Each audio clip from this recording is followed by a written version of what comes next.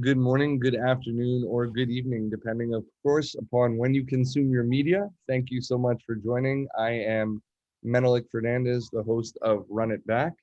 On this show, the premise remains the same, where we take teams that have played previously and we run the game back, so to speak, where we talk about how we prepared, how we delivered our scout, what things were of value to us leading up to the game, what things were of value to us in the game, what we would do different, what we would do the same, all those fun things.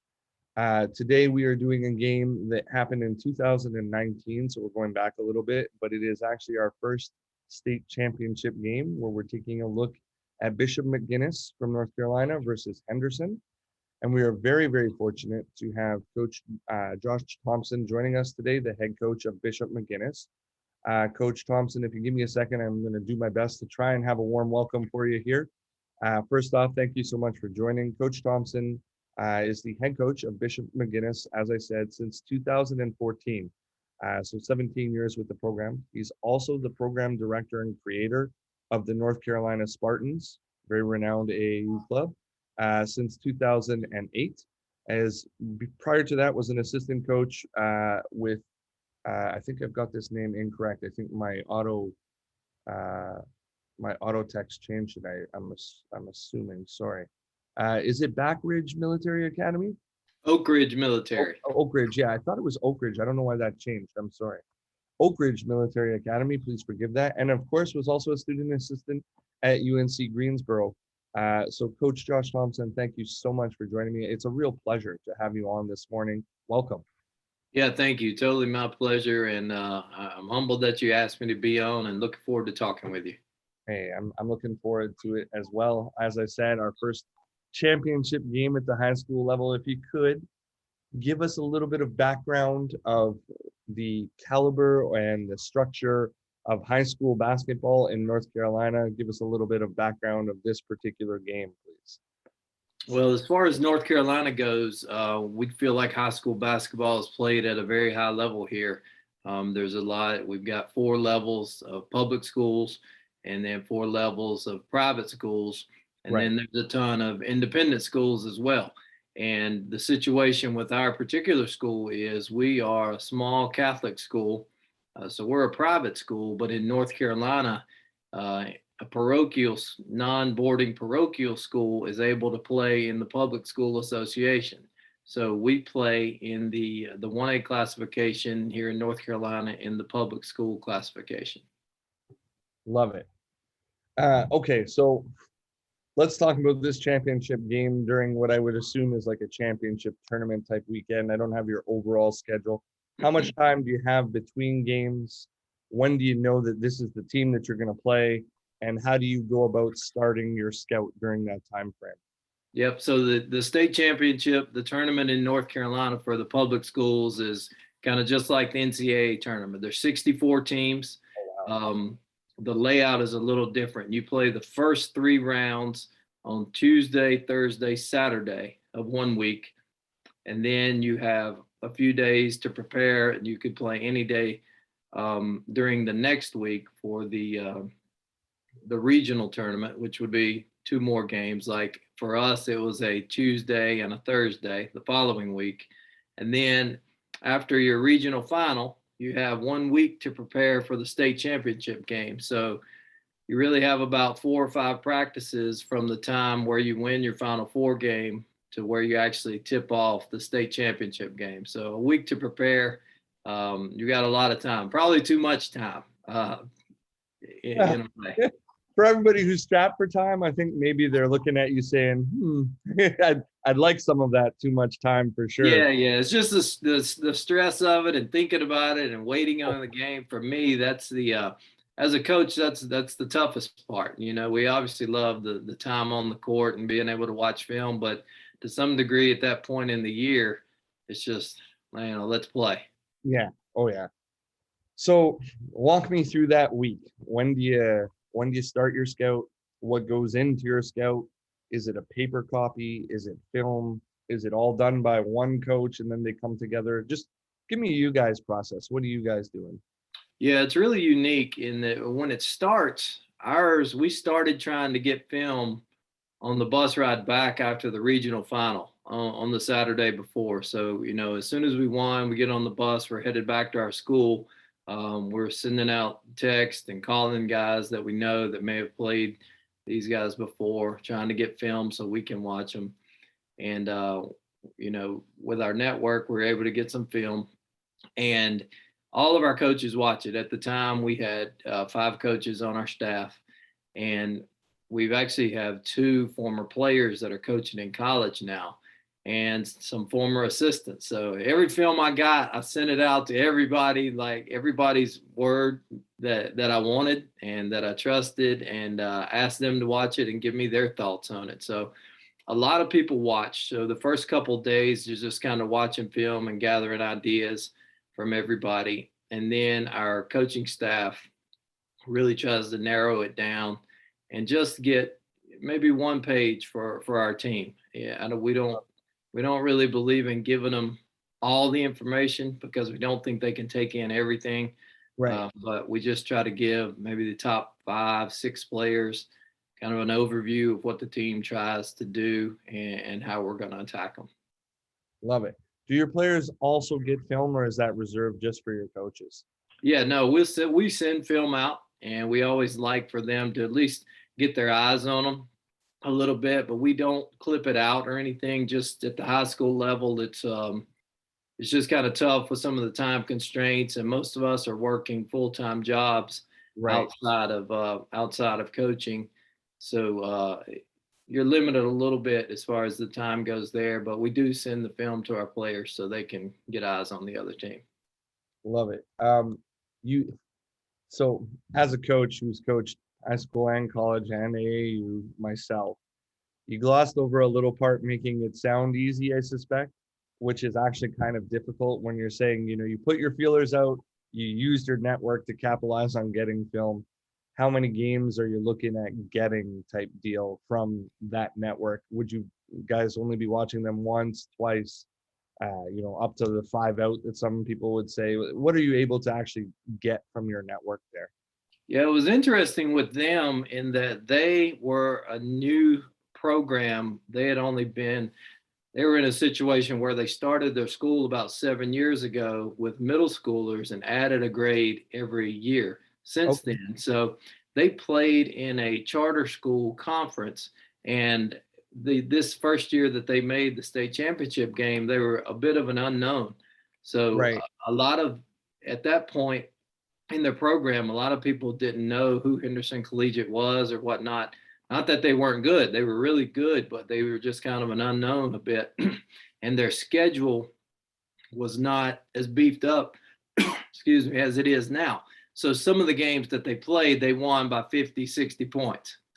So those aren't the games that we wanted. We needed to Right. get good games where they were playing against high level opponents just like them. So at the end of the day, we had about 2 to 3 games of them that were valuable for us as far as watching video.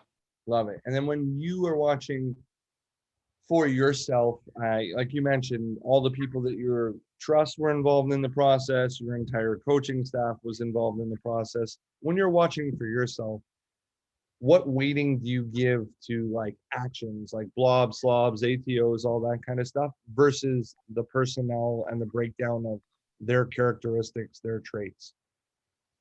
Well, the one that you mentioned, the baseline out of bounds, I hate getting beat on baseline out of bounds. So that's a big one for me. Like, we want to know your baseline out of bounds. We don't want to give up anything easy to you for sure. So that's always a focus on ours. And then any quick hitters that you may run a lot, we try to get down, and a little bit of personnel. We want about a paragraph on each of your starters, a couple sentences, maybe a little more on your top 1 or 2 players, just tendencies and whatnot, the basic stuff on a scouting report.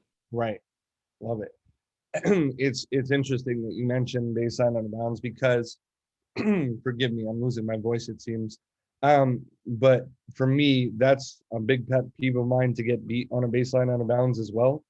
Because I think I heard a stat once that the majority of close games are decided by 6 or fewer points. So 2 or 3 baseline out of bounds in a game can make a really big difference if you're playing 80% in transition type deal, right? So it's like, I want them. I don't want to get beat on them. Let's sit down and figure it out. And then, Yeah, for sure. I learned that lesson the hard way, man. I've lost some games on base on out of bounds. So just like you, it really means a lot to me to at least kind of have a look at what's trying to be done on those.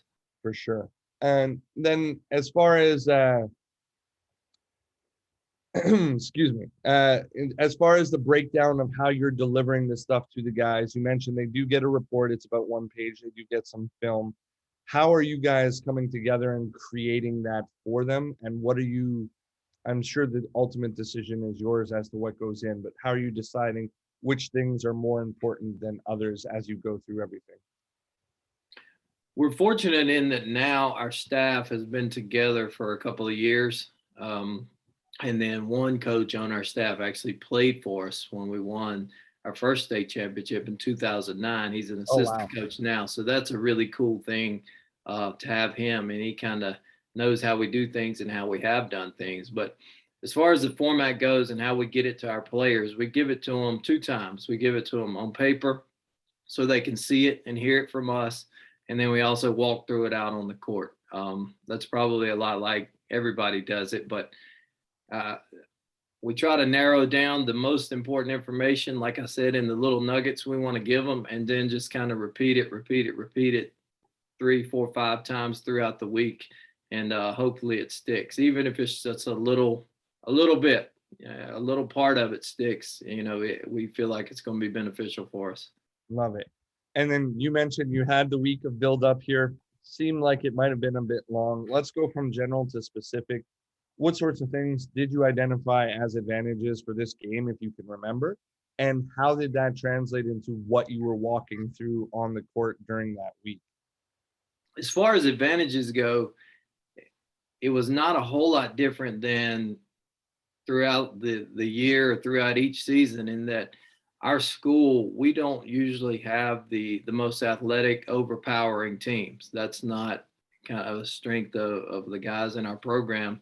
Right. Most of the time, I'm not downplaying our players at all, but that athletically, we don't usually overpower people. But one strength that we did have, we normally can shoot the ball well, and we play smart and we play together. And we felt like that was one of our strengths. Not saying that they weren't, but we just felt like that was one of our strengths. Our team going into this game had been through a lot. We had some tough times throughout the year, and Okay. we probably were not the best team in the state this season. And we kind of knew that, but we did have some unique things about us, like the things that I just said. And we kind of caught lightning in a bottle the last 6 games of the year, and we're playing at a really high level. We won a rivalry game in the 3rd round on the road at our probably one of our biggest rivals, and that gave us huge momentum going into the regional semifinals and the final game. And we were just kind of riding high, so we had a lot of great momentum on our side. Love it. So if there's a spectrum of we're just going to do what we do and we're going to stick to those principles, we're not really going to waver, versus at the other end of the spectrum, we're very much like we're going to change everything based upon who we're playing, matchups, all that kind of stuff. Where would you say that you lie along that spectrum?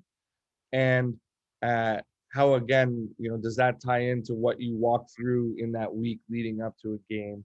So just as a for instance, like screen coverages is a really big one at the college level, whereas at the high school level, I've found personally, at least with my own experience, it's like, we switch or we high hedge or whatever, and that's what we're going to do. We don't change that much on personnel.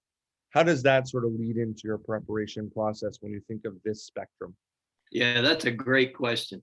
I would say we skew a little more towards changing some of what we do to fit what the opponent does. And I think that goes back to what I said earlier about having smart kids that have played a lot before that can adjust on the fly. And that was really a strength of this championship team, that we could tweak a little bit of what we do based on what the other teams did. But it was not so much on offense, more as it was on defense. Like we started out the game in zone against Right.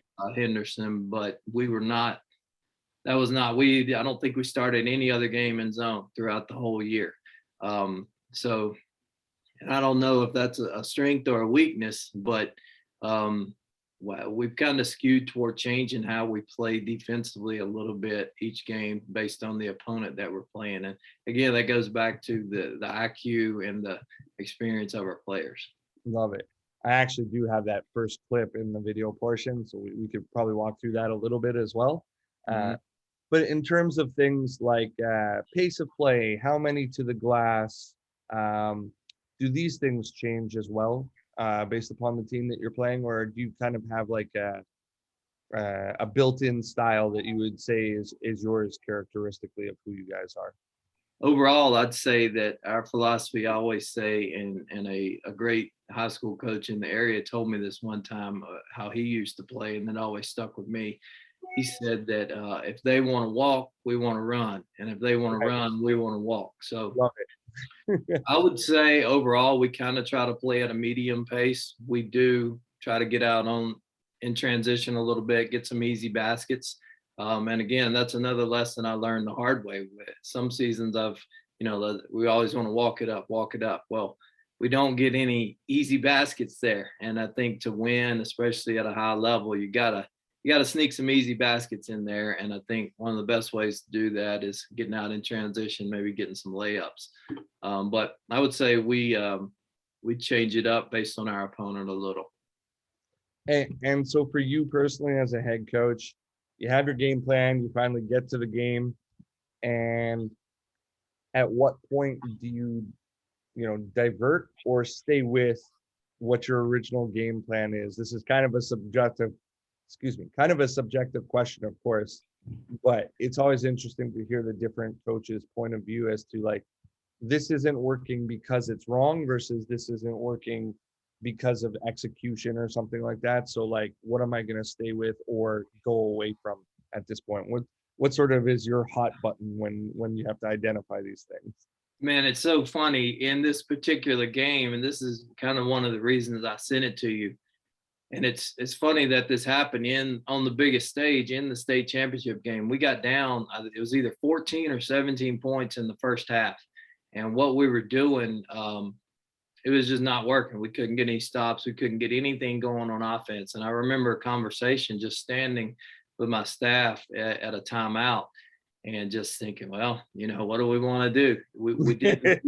We didn't feel confident playing them in man or some of the defenses that we saw, but we were down 17. So we got to change up something. So Right. just right there in the moment, we just said, all right, well, let's try it. Let's try our 40 defense. And our 40 defense was our 1-2-2, 3/4 court defense. And it's so funny. We spend the whole week preparing for one way, and then we make that flip, something we didn't think would work, and it kind of changed the whole momentum of the game right there. So we're never locked in to the plan. We're not going to try to be stubborn and stick to it just because we had it written down on paper. We'll change things. And again, that could be a strength or a weakness. We'll change it like whatever. We'll try anything to try Let's see what works, because obviously this isn't right now. Love it. Yeah, right. I think that's sort of a natural segue to this question. What sorts of things are you tracking on the bench via your assistants, if anything at all? And then what things jump out to you on a box score when they hand those stats to you at the end of quarter, end of half type deal? The main things we track are rebounds, offensive rebounds for both teams, and turnovers. Those are really the only two things that we track: rebounds and turnovers. Obviously fouls, but rebounds and turnovers are kind of our two big things. And it's a little tougher in high school. You don't have the media person handing you the box score. If we did at halftime, we would definitely look at some more stuff. But just in our situation, those are the two that we've narrowed it down. That's most important to us. So why do those guys stand out to you? What sort of does that tell you? I think the easy baskets part, defensively, how many easy baskets are we giving up with, giving up offensive rebounds and then putbacks, and then the turnovers, same thing. Against Henderson Collegiate particularly, you turned it over, they were going to turn that into easy points, like on the break. It was going to be layups or dunks for them. So, and that's pretty much everybody, you know. Got it. And then, like, so for you guys at your level, are you not getting a box, say at halftime or at the quarter intervals? We don't get it from a media person. We just only have the stats that we keep on the bench. Now, in the state championship game and the regional finals, you do have that media person coming up to you, handing you the full box score, the official box score at halftime. And I think actually at the end of quarters as well. So that's pretty neat to be able to have that. And we look at some different stuff. You know, you look at field goal percentage or whatnot. And we didn't really need it to know we were not shooting the ball well. Right. And going from playing in a high school arena to then the regional finals was in a little bit bigger. It was a community college arena. And then you go into the Dean Smith Center, which is Right. monstrous. And you don't get any time on the court there before the game other than your 10, 15-minute warm up. So for a team that relies on some perimeter shooting, you have the big open space behind the goal. You're not used to that. You expect a little bit of an adjustment period for guys shooting the ball. And then you factor in the nerves too of a state championship game. We just kept wondering when are we going to adjust to this? Right. But we were fortunate the day before this, we were able to practice at Duke University in Cameron Indoor Stadium. So we got a little bit there, but I think the nerves coupled with the size of the Dean Smith Center contributed to our lack of being able to shoot the ball well early. So I'm very happy that you mentioned that. So I was actually going to talk a little bit about this. It's not a typical question that I had, but for high school guys playing in such a big forum, which by the way is packed in this game. Like, I mean, looks like everybody in the state is there to watch type deal. But when you go through that, do you do anything that's mental prep wise to help prepare your players for, hey, this is going to be a really big venue and it's going to be different than what you do? Or are you just trying to let them accommodate themselves? Yeah, as much as we can, we tried to talk them through it. And that whole week leading up to the state championship game is different because you have media in your gym. There are reporters coming through practice. There's cameras in the gym, video and practice throughout the week. And we're fortunate in that we had played in another state championship game 10 years before. So I had kind of been through it and could talk our guys through what they could expect throughout the week and what this is going to look like. And we try to give them as much as we can verbally to get them there before they get there. And in addition, we've got so many good facilities around our area that we can get to. Like midway through the week, we practice at the Greensboro Swarm, the G League practice facility, which had the big goals, had the open air behind it. And it's interesting. Another thing that high school courts are usually not as big as the college court that you play on. So that's an adjustment. You know, it's another 6 to 10 feet the guys are having to run to get up and down the court. So there's the conditioning part of it too. So there's a lot of little things that kind of the average person may not think about, but makes a huge difference when you get out there on the court, you know, especially in a championship game. You know, heart's already beating faster, and then you got to run 8 more feet to get back and forth. And Sure, that's a big one. Yeah, just being able to talk the guys through it was really beneficial for us, I think. I love it. Do you do anything post game that is kind of like an evaluation of your prep process and just sort of like ways like we had this result or we had these instances that I didn't like? Let me compare it to what I delivered and let me evaluate if this was just execution or if like maybe there was something missing in the process. Do you do anything that's sort of like a post-game examination of what you guys do? And maybe not in this instance because it's a championship game and you won, but like overall, is that part of your process? A little, we for sure review what we do, but it's kind of more informal. We use Huddle, which they track everything and send you your reports and the analytics of the game. And we kind of compare, especially a lot more when we lose than when we win. we compare, the stats from when we lost to when we won, but nothing official, or we don't have a real process that we use. But I would love to. That would be, if anybody has a great system of how they review their games, please let me know, because I'd love that. So I actually had a former guest, and I give him credit almost every week now because it's something that I really like and wanted to implement for myself. But he just basically conducts like a written report.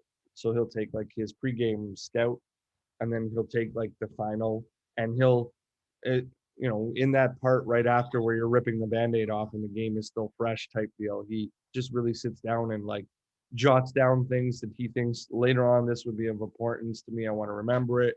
And then I omitted this, or the team didn't execute here. And I just think it's kind of neat towards the process overall. Yeah, for sure. Especially if you're going to play those guys again, if it's a conference opponent or whatnot, or even a program that's in your conference or league that you're going to see the next year. Yeah, for sure. And then the last one that I really have from the questioning part is, if you could remember halftime of this game, you guys, as you said, had been down, I think it was 14 at the maximum in the first half. You got it a little bit closer towards the half. What are you sort of saying to your guys? As you had mentioned, you've been there before, you've won before, so they're looking to you as the beacon for sure. But what are you saying to keep them involved? Are you, yelling and screaming for focus? Are you pointing out, like, hey, we're still in this? Like, what's your method for keeping your guys motivated? Yeah, I'm not really a big yeller and screamer, although we will sometimes. Um, but in this particular game, we went on a run right before halftime that was huge for us. I think that kind of switched the momentum in the game some. And I can't say enough about how seeing a few shots go down and kind of getting back into our groove meant to us going into halftime. So when we went in, we felt like we had the momentum. So we were encouraging our guys. We were struggling, and everybody knew we were struggling. So as a staff, we were more encouraging. Like, guys, just stay in it, keep going. We're going to hit our stride. We're going to hit it. We're going to hit it. The interesting thing, looking back, we never really did hit our stride. We would go up, we'd go down in the second half. But I think we just made enough shots, got enough stops in the end that we made the last shot. As we get through the video, the film, I know we'll see that. But at halftime, we're just talking to our guys about staying with it, trust what you've been taught, trust your teammates and your preparation, and eventually things will start going the way they're supposed to if we do those things. You mentioned your team had been through a lot. This is just something I'm taking in from what you were saying. Did you find that your team was better at like healing or keeping motivated in those scenarios? Or did you find it was better coming from the coaching staff? Or was it a combination of the two? So, I mean, the reason I ask this is obviously you guys end up winning the final game, which is something that most teams don't get to do overall. Everybody sort of goes through stuff throughout the season. What sort of kept you guys together along the way? Was it the players, the coaches, the combination? What sort of helped out? I'd like to say it's the players. I think Tom Izzo said a player-led team is better than a coach-led team, or a player-coach team is better than a coach-coach team. And that's who this team was, especially in the playoffs. Going into our final week or 2 weeks of the regular season, we were down two key players playing a key conference game on the road. And we ended up fighting through and beating a really good conference team. That gave us some momentum going into the playoffs. And winning those games really helped us and galvanized our team to a degree. And that was all the players. They had a fighting spirit that they just wouldn't die, especially when we won, like I said, that third round game on the road against a powerhouse in our state and in our conference. Once we won that game, the players really, they were together and they took some shots, but they never broke. And I think that's the players. And so I love your answer. And the reason that I kind of did an aha moment is I've been part of one team so far in my career where our best player was our best player. And what I mean by that is like, she won every drill. She held the bar up high for everybody else. She was always competing, but then was also our best player, like talent wise, scored the most points, got the most rebounds, all that. And it's just, we always talk about culture as coaches, but it's just so hard to duplicate if you don't have that inspiration coming from one or a few of the players themselves, just really driving that atmosphere, really raising the compete level, really holding each other accountable. You can try, but I agree with you. I think it's really more from the players that it happens. Yeah, sure. So I'm ready to move into a little bit of video here. Just as I mentioned in preparation, I'll play each clip 3 times. Once I'll just kind of let it play through so everybody can see it. The second time I will try to describe it for anybody who's listening. And then the third time it's all yours. Just want to have a bit of a film session with Coach Thompson, please and thank you. Are we good playback speed wise here? Yes. Okay, awesome. So this is their first play. You guys are in a 2-3. For anybody who's listening, there's a little bit of side to side. Of course, here it's your typical 1-3-1 alignment. If cutters go through and ball gets back to the point, he kind of flips a little bit of a runner up as he runs down the center of the lane. He flips a bit of a floater up. Glass goes in. So, Coach, talk to me. You mentioned you don't really do a lot of zone. Sort of made a game time call for this one. Talk to me about how you teach it, how you're implementing it, where your bump points are, and then also talk to me about how you feel you did on this overall. Were there any breakdowns, or is this just a remarkably hard shot? Everything that you see, please and thanks. Yeah, no, that's a terrible first possession for us. But kind of breaking it down, you can see what happened. Like you said, it's just a little bit of side to side, and 23 and 15 were their guys. Were their main guys scoring the ball from the perimeter. So we did not want them getting looks from the perimeter. And you see when they swing the ball back to the top here, number 11, he's left-handed. So he gets a left-hand drive. So that's poor execution on us, allowing him to do that. But the reason that happened is because at the top of the screen, our point guard at the top of the zone is shading toward number 23. 23, I think, he and 15 were their leading scorers going into this, and we did not want them getting clean looks. We wanted to bother them and to keep them from getting clean looks. But we also don't want to give up a strong hand drive to this guy, like just slicing through the top of our zone, because you see he hits a nice little bank shot right there in the paint to start the game. That's not what we wanted to do. Give up a paint shot, a paint touch right on the very first possession. I hear you. It does look like it is a guy that we were okay with shooting the ball. We don't want him shooting that shot. I hear you. It does look like you're bumping on the wings here. Talk to me about the rotation of the two up top. Is it when the ball's in the middle, should they both be pinching in, or are you guys playing sort of a tangent? What's your? Yeah, no, we were worried about 23 and 15 out on the wings, and we kind of would discourage that pass in there to 32 with the center, the middle guy. You kind of see him pointing at him as he goes through. But again, if they threw it to 32 there in the high post and he shot a turnaround jumper, we were okay with that. He's a tough player, but if he's shooting jumpers, that's good for us. Where with 32, we had to keep him off the glass. And if he's out at the elbow or free throw line shooting jumpers, we'll live with that. Love it. Next one I have, I believe, is your first play. So let's get into that. Yeah, it's they actually pressed you to start. So I was wondering, did you first off expect this? Looks like it's a bit of a 1-2-1-1 that they're doing. 3-quarter, almost same idea of what you were mentioning. You guys ended up playing later on, which I do have a clip of.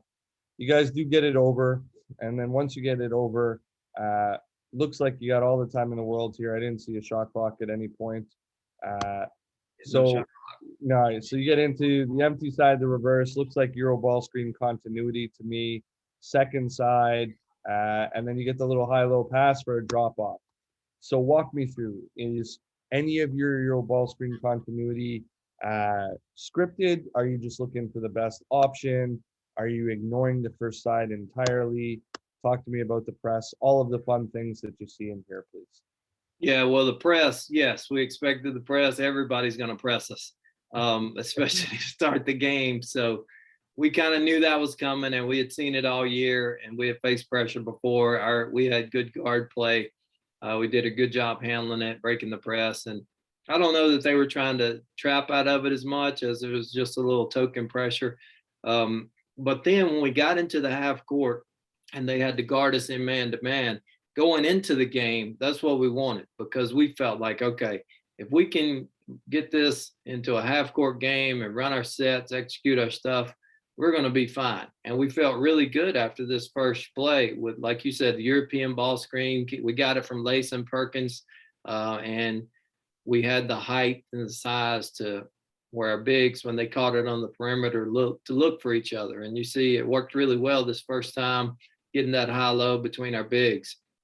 And we had a lot of kind of wrinkles off of this basic motion here.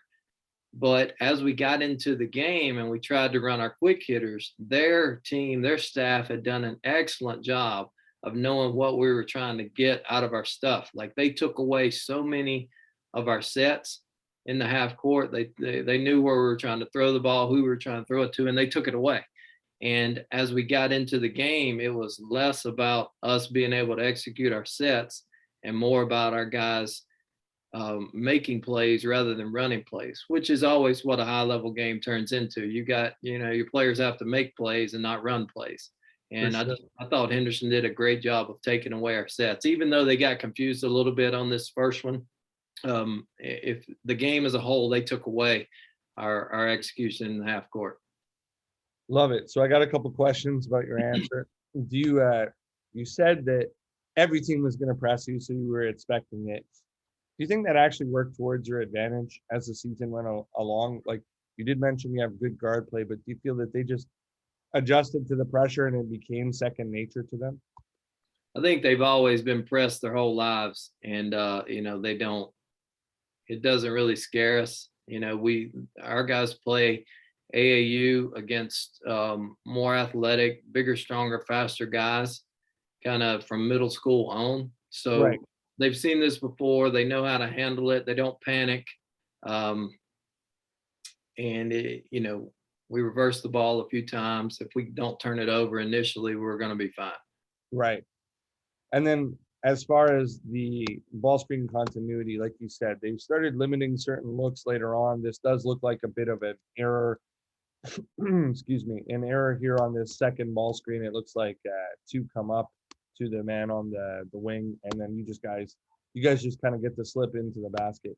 Mm-hmm. Are there specific things that you're looking for, or like, are you calling quick hitters within the ball screen continuity, or is it just kind of letting them play when you get to this stage? We would, ideally, the guys would just make the reads out of it. But in reality, at our level, and maybe it's because we haven't taught it well enough, anytime we want to do one of the wrinkles out of it, it would be a separate call.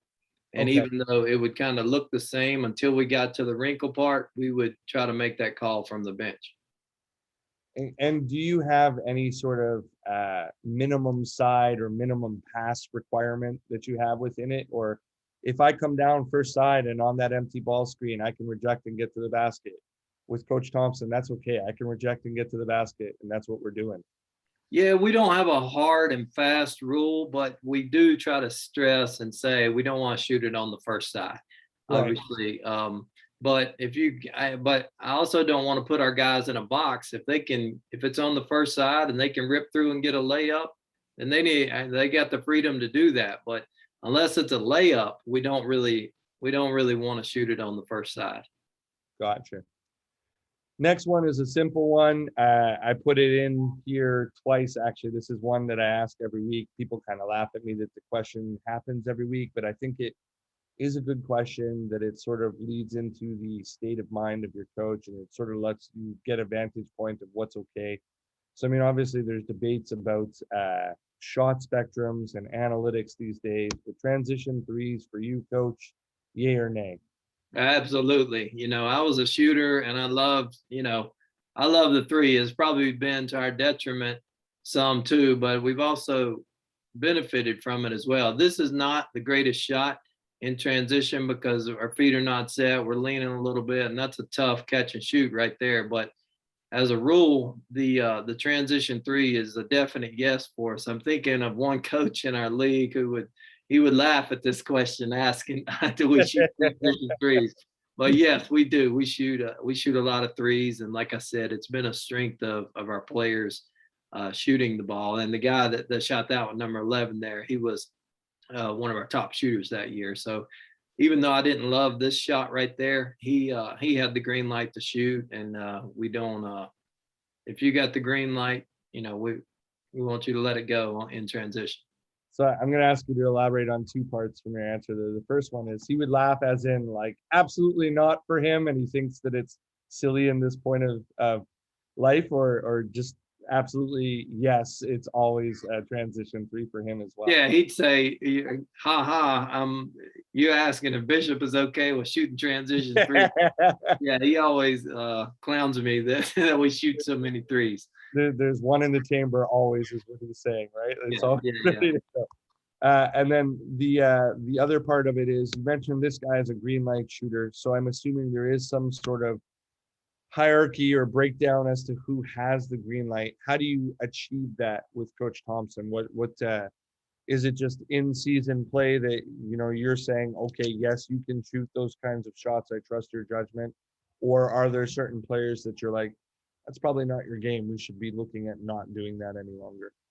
Yeah, that's a good question. And I probably need to do a better job of explaining that to our players. But really, my philosophy is if your feet are set and you're feeling it, let it go. And to our players' credit, they've done a good job of not playing outside their capabilities. And that is something that if we've got a guy shooting a lot of them in practice and he's not a guy that we want shooting a lot of them, then we'll have a conversation about it. But again, we're blessed with players normally that have high IQ and that are coachable. So, and I don't even remember a time where we've had to say, "All right, you're not really a shooter. You're shooting too many threes, and we need you to scale it back a little bit." And with the way we play, with our quick hitters that we run, they're not getting those opportunities to shoot threes unless you're a shooter. You could get one in transition or whatever. And again, with that, if you're open and you're feeling the shot, knock it down. And if you ask the players, they may say, "No, I'm not shooting that because if I do, coach will take me out." If you're not a shooter. So that's kind of our thing. Like it. Next one I got here. This is a hard one to watch a little bit, Coach. I'm sorry to bring it up, but talk to me a little bit about transition defense here. For anybody who's watching, we come down offensive left slide. Wow. It's too early for me, Coach. I'm sorry. I was up late last night doing the film and got back late after training. We come down center of the floor. We swing the ball to the offensive left wing. There is a reversal and a drive from what I would call the right slot. Straight down, it's a drop off, it's an up fake, a slide through. I believe this was actually an and one on this layup. So talk to me a little bit about what you see in transition defense here, and in an ideal world, how you would clean this up. Yeah. How much time do we have to talk about our As long as you want. Yeah. So going back to the beginning of it, when we're sprinting back in transition, our guy that's first guy back, his rule is supposed to be go get the basket. The second guy back that stops at half court defending the ball, he's supposed to be sprinting to the free throw line or right there at the ACC mark. And then our guy at the top of the screen, he should cover the wing. And then our trail should get the other wing. And then we match up for there. So we didn't do any of those things. We do stop the initial penetration, which is fine. But you see, we've got two guys on one. Lack of communication right here. Nobody's matching up. This is not good. If you pause it right there, we've got 10 eyes on the ball. Look, all of our heads are turned. 10 eyes on the ball, and nobody is but to the baseline seeing man and ball. I don't see anybody pointing or talking. That's not good. And then again, number 11 really good going to his left. We allow him a straight left-hand drive going down. We're late rotating down, and just a dump off pass that's poor defense. Love it.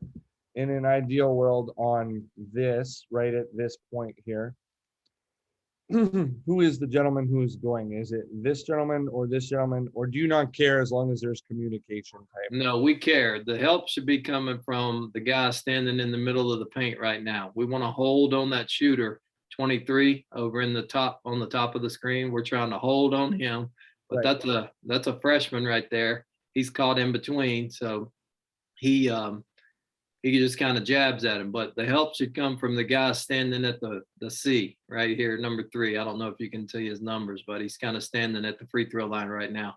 That's who should match up with the guy driving the ball. And he should not be allowing him to drive it with his strong hand, left hand right there. So in an ideal world, if I go back right to this point, this gentleman should be matching up. You can see my cursor there, right? Yes, Which correct. would mean that this gentleman should already be dropped, or is Yeah. he moving into help for you? Because I noticed I, it comes off of this side. yeah, I just want him to drop in to help. Perfect. Love it. I don't know. I just noticed this right now, but refs, if you ever get a chance to watch this, we're going back a few years, who cares? But this in Canada would be called a travel. I think this actually was a travel. I think Sure. they play the clip through. I believe it is a travel. Oh yeah, you're right. At the Yeah. top there. I missed that. I thought it was an N1 is what I saw on it. Sorry. All right. Next one we got this is exactly what we're talking about in the speaking session at the beginning. You guys moved into this 1-2-1-1 in the 3/4. This is not something that I typically see. So I'd love to, you're in the 4th quarter, 4 minutes left in the game. It's a 1-point game at this point. What makes you decide to go to it? I think you ran it maybe once before this as well. What makes you decide to go to it, as you mentioned in the speaking part, and then sort of take us through some of your talking points of the 1-2-1-1 in the 3/4 / almost the half here. Yeah, this was our bread and butter with this team. We ran this probably every game throughout the year, and this was our go-to defense.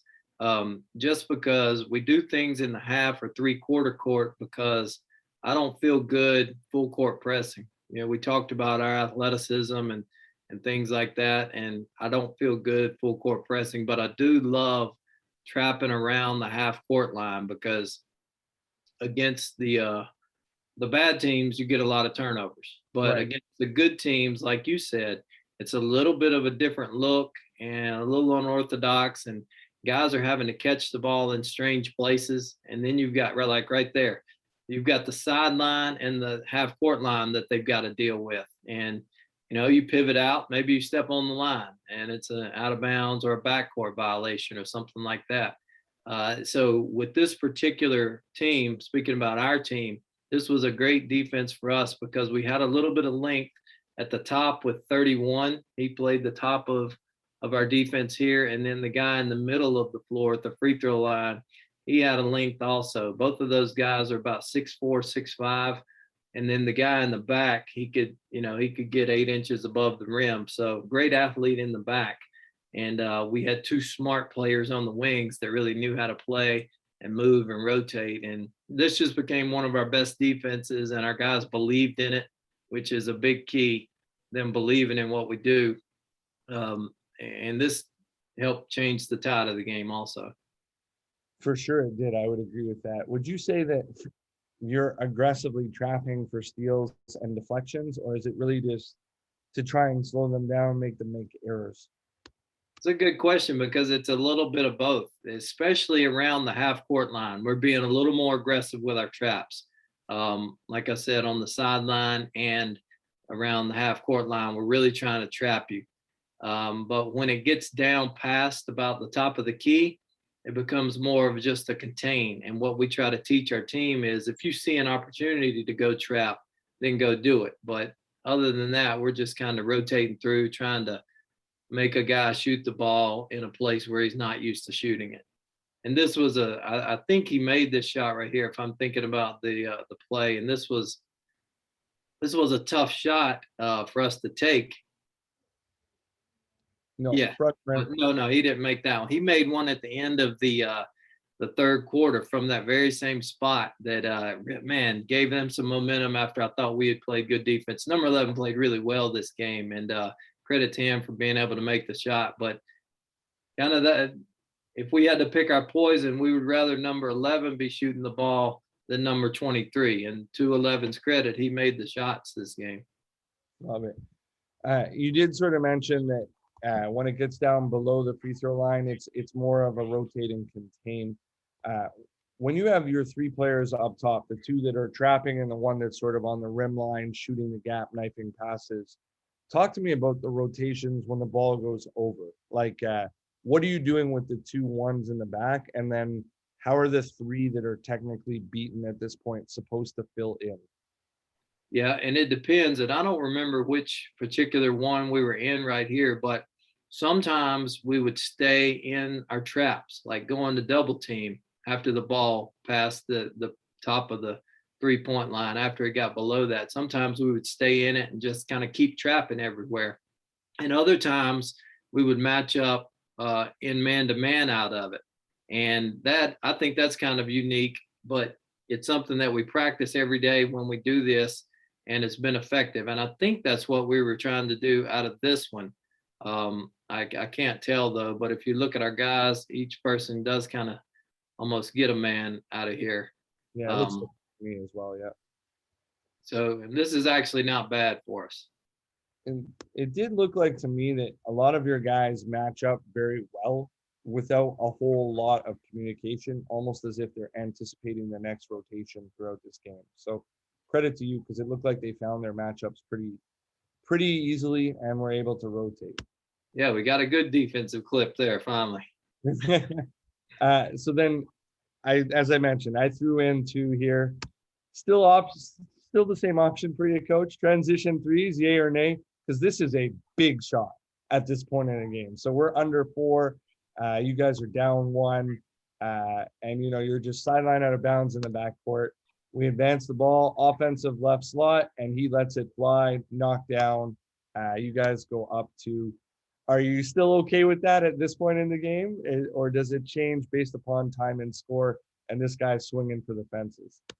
This is something that I've always struggled with philosophically. If you pause it right here, like we talked about, what's your philosophy here? Do you shoot transition threes or not? Well, I would argue that what if we had a rule where no transition threes? You better not shoot a transition 3. Okay. So if we have that rule, this kid doesn't shoot it, then we don't get this momentum and a 2-point lead going into 4 minutes state championship game. Now, going back, the dude that shot it, he's a freshman. That's his brother passing him the ball. So 1 dribble into a transition 3 from a freshman under 4 minutes in the state championship game. That takes some onions to shoot that ball. No kidding. But he did it. He made it. I remember seeing him pull up and shoot it. And he's a good shooter. So I've allowed him to shoot those. So I'm gonna have to live and die with the results of it. And fortunately, he hit it. And if he missed it, I haven't told him not to. So that would be on my fault if he missed it. And to me, I want our guys having the courage to go out there and take that shot. And with him, that was a big time shot. It's a big time shot. And I really appreciate you saying that, like, you have to live with the result, because I often say, like, without being married to the result, what's the philosophy for you here?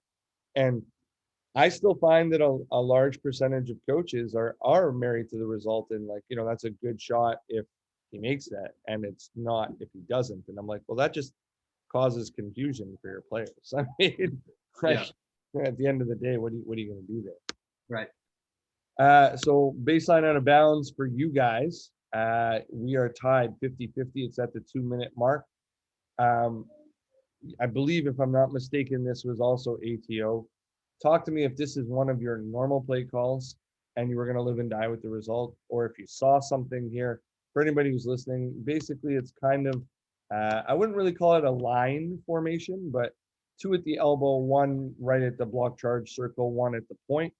And then the ball is just basically lobbed into the front of the rim with a little bit of a size advantage here. Tries to catch, misses it short. They actually get the rebound. We go back the other way.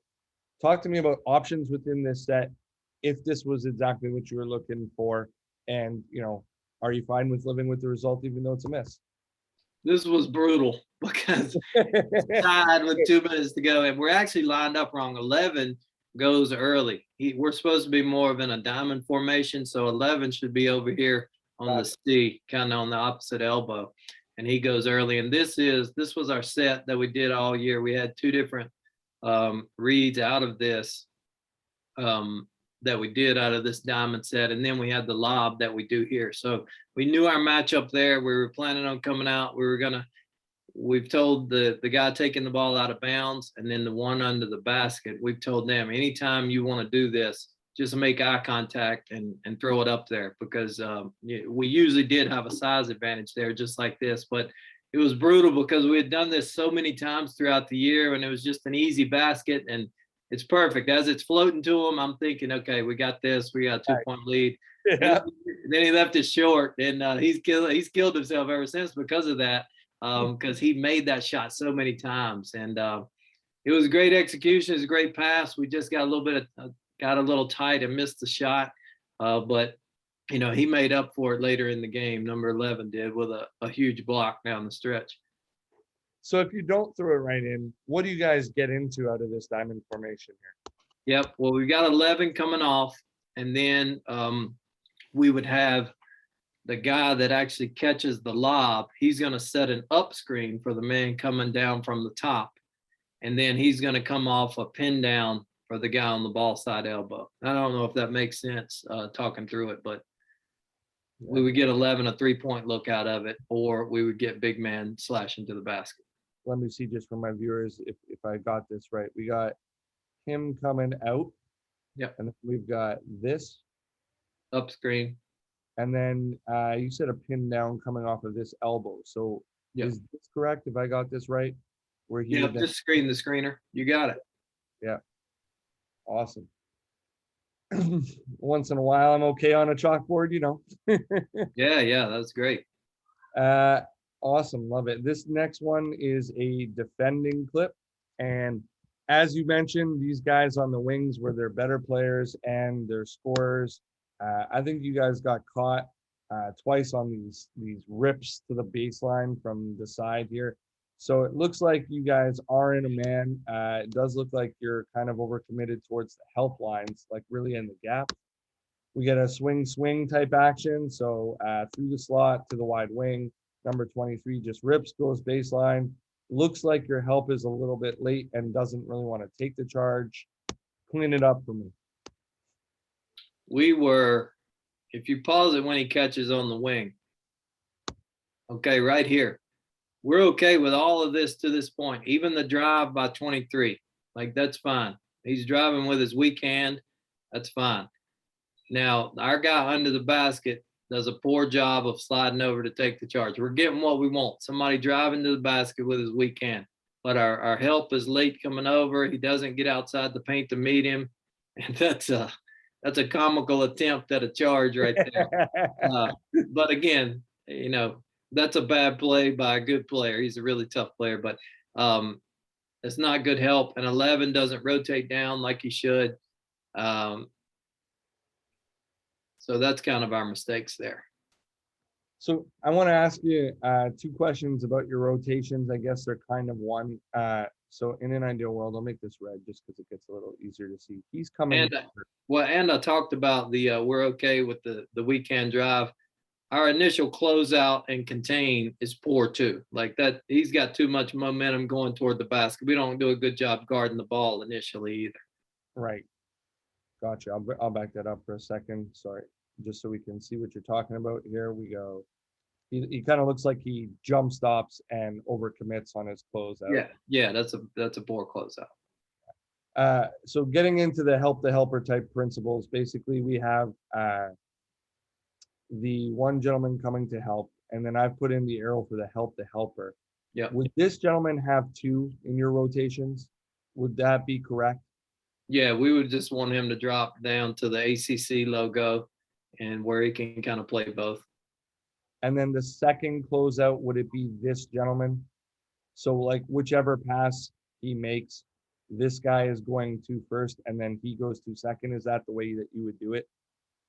I would actually want the initial help, the one you've got circled right now with the big circle. If he kicked out to the wing, we would want him running out.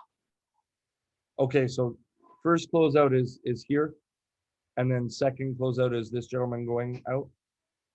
No, flip flop. Flip flop. So first closeout is this gentleman right here. Sorry for everybody who's watching. And then the second closeout would be this gentleman here. That's what I would want. Okay, gotcha. Or what we say is the closest man. Okay. That's then, kind of our rule. But if I could control it like a video game, I'd control it that way. But in reality, we know it doesn't always work the way we coach it. So our rule is that we want quickly in their heads, closest man. Gotcha. And then this one, I was just wondering if this is a play call or if you're just playing. So the scenario is, excuse me, we're a minute 42 left in the fourth quarter. They are up 2 balls at the top. We've got some dribbling going on. We're basically, we started sort of like 4 around 1. It looks like it goes 3 out, 2 in. We got a wing pass, what I would call a Butler cut to the corner, but then the gentleman from the point kind of gets on the drive line. Looks like you get a bit crowded here. And then we get a drive from the wing and a incredible attempt and then an incredible follow-up and flush. So did this just basically break down and you're into play after play, or was there a play call here, or are they just playing overall? Yeah, no, this is a play call, but if you rewind to where he initially catches it on the wing, Yep. he's not supposed to reverse dribble. Okay, so he's bringing it in his right hand, but he reverses it, so it breaks the play down a little bit, but it ends up back in the guy's hand on the wings that we wanted it, that the play was for. So it eventually frees it there. So it ends up like it's supposed to be. Now the guy closest to the baseline, he's supposed to be down here where you see the scoreboard on the screen. Right. He's supposed to be down there now. But eventually the play is supposed to get to our point guard over there on the wing, driving the ball with his right hand. So it gets to where we want it to. And it's funny that you picked this one out because the game before in the regional final, this very play happened. He shot the same shot and he went in off the glass at a key time. And I was thinking as it was happening, okay, he's about to make the same shot. But 32 makes an amazing follow here with the putback dunk. Big players making big plays. That's how you win national championships. I think that's the actual secret there. Yep, exactly. It was awesome. Yeah, obviously that's not a play call. I wish we could call that one. There you go.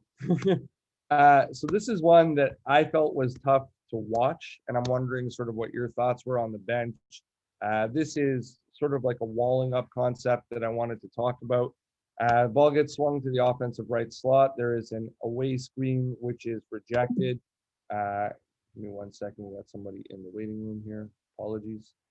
And then the ball gets swung to the offensive left slot, and then there's a drive. I thought there was pretty good help, maybe a bit of a foul from the on-ball defender, but it looks like your low man was on time. Talk to me about what you're thinking from this foul call. Did it look okay to you, or am I incorrect? Live, was it a foul? And then, talk to me about your rotations. Were you guys on time? Did you do what you wanted to do? Come from the right places, etc.? Yeah, the foul or not foul, I don't know. We had a big size advantage guarding the ball there. That's a 6'4", 6'5" kid on about a 6-foot kid, so that's okay. What I don't like here is the strong hand drive by number 11. That's not good. We don't want him being able to drive like north to south with his strong hand. Our help does come over there pretty good. We get almost outside the charge circle. I'd like for us to get outside the paint on that help there, but we're playing pretty good right here. We're almost 5 guys against 3 guys on the ball side. Right. If you rewind to where the drive happened. Right here. Yeah. If we pause it there, you see our guys are not quite in help. We want them to be on the help line, but we're pretty close. And then they have 2 guys on the weak side. So essentially we have 5 guys on the ball side versus 3 offensive players on the ball side, which is good numbers. We're jamming it up fairly well there.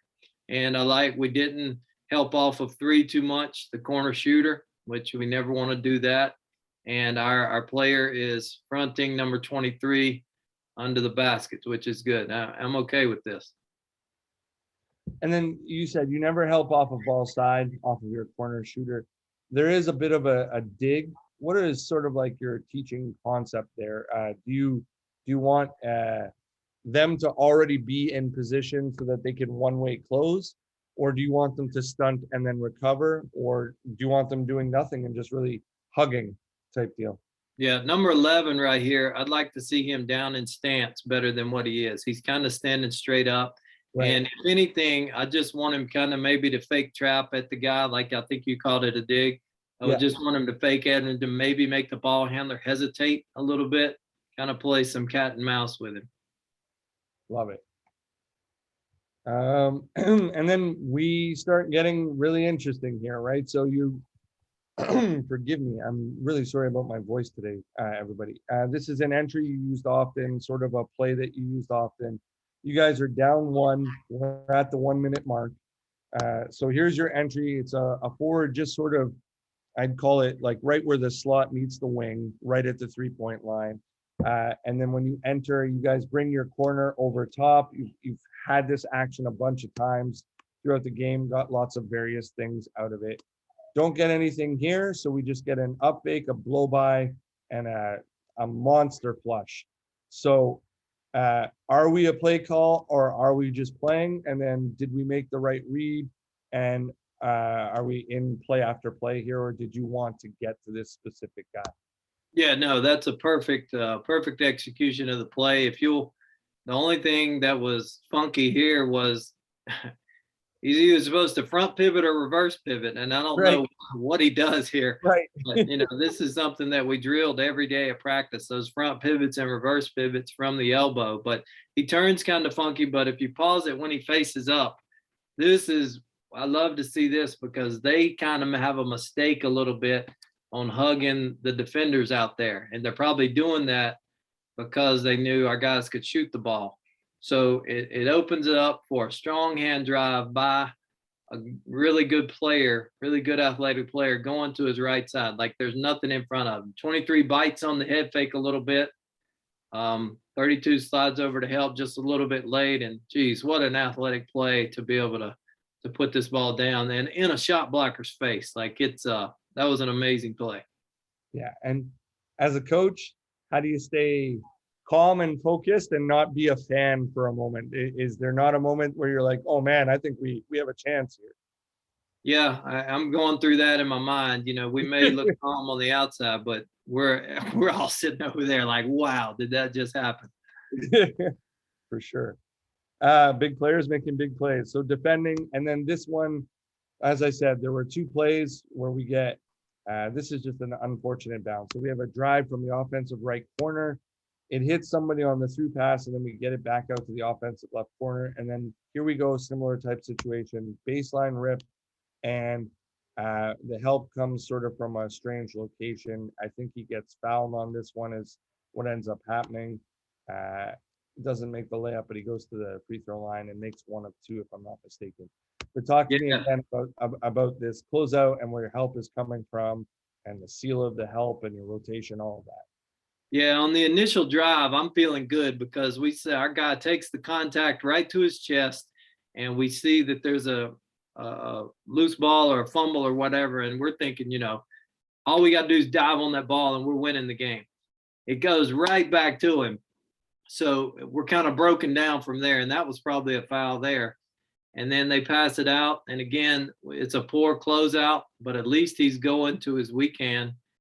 Then we fail to rotate quickly. You see under the basket, we're pinned behind the initial player. And that's the guy that drove the ball first. So somehow that guy outworked our guy to get inside position. So we've that's not good. We watch too much there, and which gives up the open drive and the foul.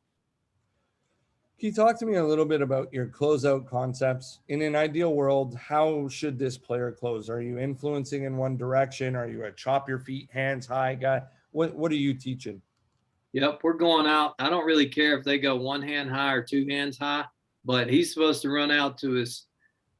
Our rule is we want to split him down our crotch to his strong side shoulder. So he should be running out kind of halfway, if you will, to number 15's right hand, which he halfway does, but still we're way too opened up on this.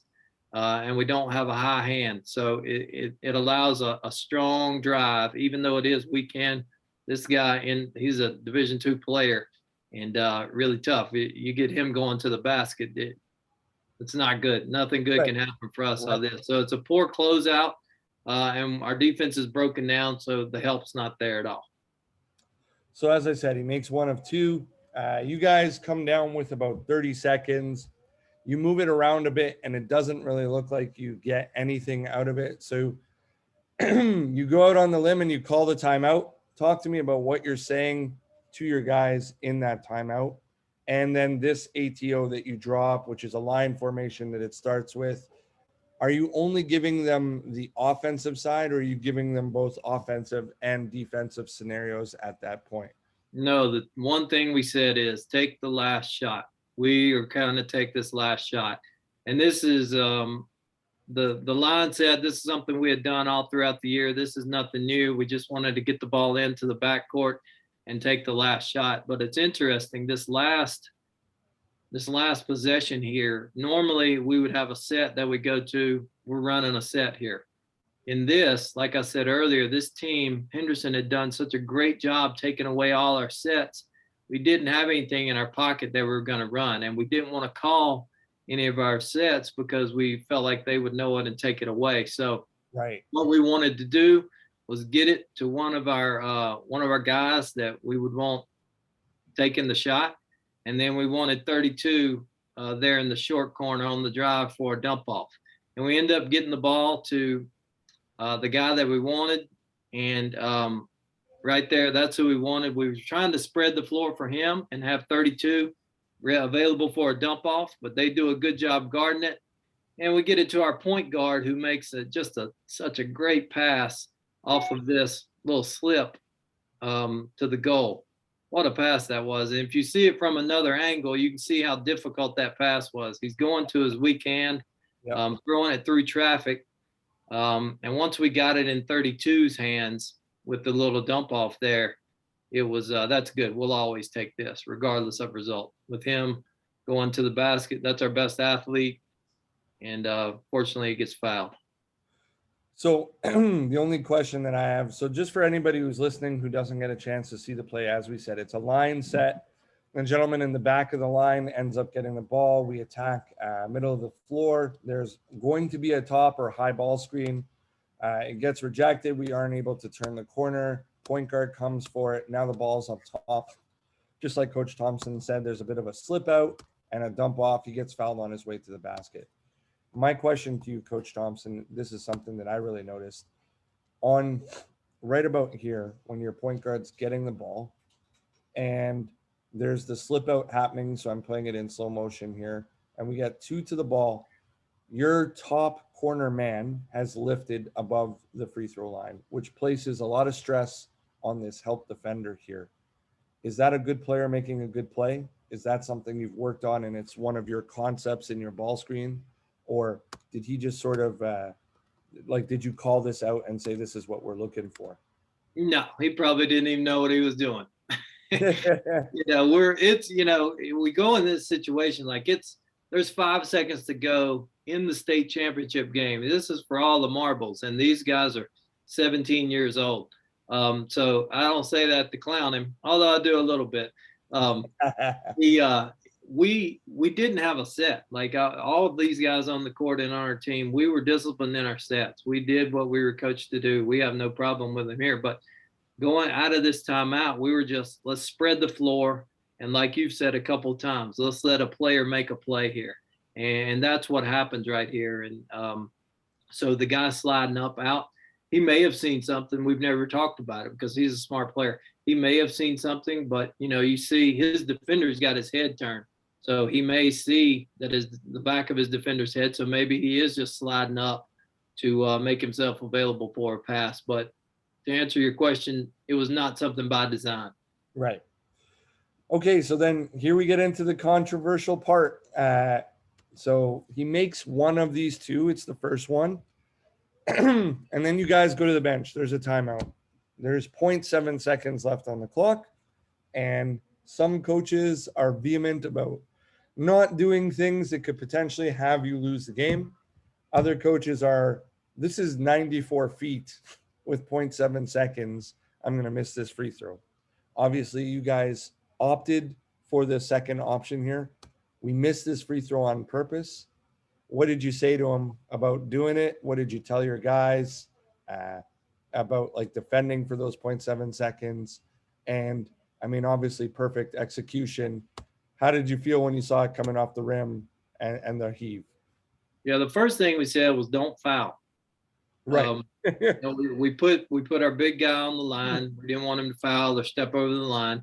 In retrospect, maybe we should have took him off. But it's interesting going into this timeout, we told him to miss it, and we asked, can you miss it? And he just kind of, the fog of war, it was just some confusion. So we just said, all right, whatever. Don't worry about it. Just make it if you try to make it. Okay. So the coaching answer is I wanted to miss it regardless. Let's miss it. We want him to heave it, if anything. So then it seemed like there was some confusion on the player's part because if he were to just throw the ball off the backboard, then they get ball out of bounds and get to heave it anyway. He's got to hit the rim. Right. So going into this, we knew he had to hit the rim. But as we left the huddle, the plan was, okay, he's going to try to make it. Although 10 seconds before, I had told him, okay, miss it, but you got to hit the rim. So it's strange how this all played out because, like you said, that was a perfect miss. It was he hit the rim, yeah, kept it in bounds, and when the player caught the ball and passed it to his teammate, we knew it was over. And I don't know how you describe that feeling of winning that state championship in the fashion that we did. And you asked that question.